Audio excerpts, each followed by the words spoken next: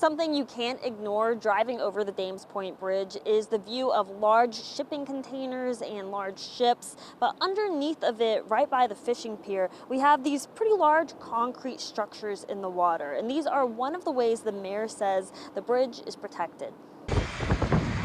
Like the Francis Scott Key Bridge in Baltimore, Jacksonville's Dames Point Bridge is also an underpass for large ships from the nearby Jacksonville Port Authority.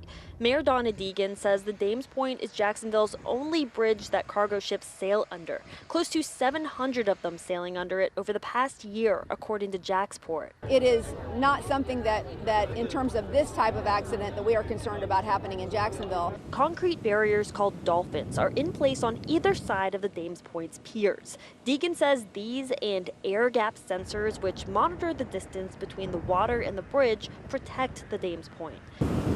Georgia Port Authority says the Sidney Lanier Bridge's piers are surrounded by rock areas for protection.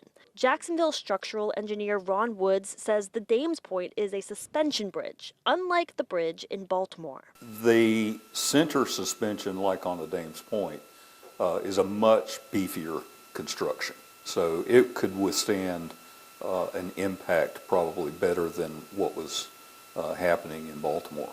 Video from Baltimore shows a number of cargo vessels unable to pass the bridge disaster.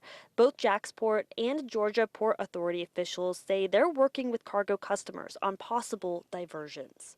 We also looked at Florida Department of Transportation data that has to do with the Dames Point, and it lists its health index as above 98. Woods explains the health index is kind of like the health of the bridge, including maintenance and other factors.